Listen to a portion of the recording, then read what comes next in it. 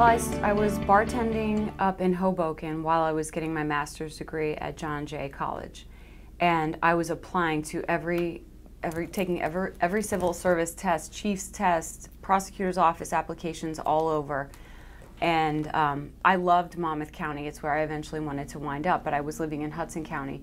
And call it networking, but at the Bar Association, we hosted a party, and I got to talk to the prosecutor in Hudson County and told him that I had sent an application in, and it was at a time where the club drug phase was exploding. It was ketamine, ecstasy, all over the place, and I had a bird's eye view of it working in the clubs and bartending. So along with my education, I had this bird's eye view of narcotics that was quite unique, and I think it was all just great timing. So fast forward, I still had applied to Monmouth, and that's where I wanted to land, and it took me a few years. I had about 3 years on before I got the call and got down here. So I had 3 years of pretty good experience in Hudson and Essex counties doing narcotics undercover. And I got very lucky, and I was blessed enough to get hired here. This is the place that I have passion for. It's where I wanted to be. When I went to the police academy for Hudson County, a lot of Monmouth County detectives taught, including Detective Barry Graves and retired Lieutenant Wes Mayo. And they were just so impressive, the entire group, the narcotics group, the way the safety was so valued, and I was just very impressed with how Monmouth represented themselves through their detectives. Where, again, I'm bringing up Sergeant Barry Graves, God rest his soul. He was a mentor for me, and he never really told me that he trusted, as the only female in narcotics, I really wanted to make sure that the guys weren't looking behind them to see if I was okay, if I was handling myself, or to worry about me. I wanted us all to go into a house and handle our business and not be worried about the girl. So when I had experience with Sergeant Graves and he started moving me up in the stack where men were now behind me, it was such a compliment because I felt like he wasn't worried about if I could handle myself. And he didn't have to actually say it in those words, but that's just the way it was conveyed. Of course, you can't prevent someone from being murdered, but if someone died at the hands of another, to be able to try to bring justice to the family is a very rewarding feeling. You can't bring their loved ones back, but you can try to bring justice to them. So that stands out as well. Well, it's part of why I teach college on the side. I teach crime scene investigations, and part of that is because I want to give back to these young women and young men who I have such a soft spot for, remembering being that age and not knowing what I wanted to do and ultimately getting there and believing in myself that I could do what I set out to do.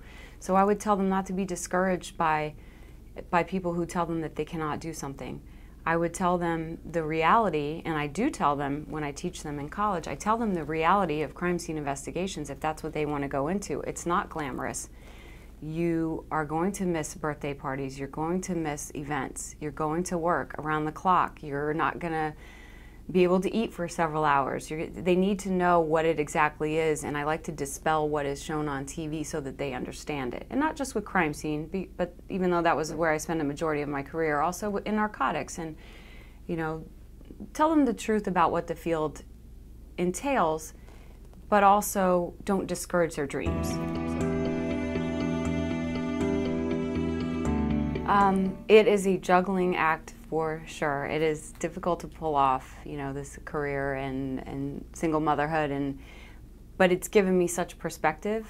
And you would think, my grandmother used to warn me, the things that you see, it would scare family members and make them think that I would be jaded or change or think that all the world is bad, but I don't. What it does, and I've gone to crime scenes in particular when they've hit me kind of hard, and when I've seen grown men crying into Cub towels because they couldn't save their son, and instead of going into that rabbit hole of despair or sadness, I just go call my dad and say, thank God we're not losing each other right now. And I've leaned on my family, and I'm fortunate that I can talk to them about certain scenes that have bothered me, and I feel safe doing that. So it doesn't, for my son, it doesn't make me afraid of the world, even though I've seen the worst of the worst.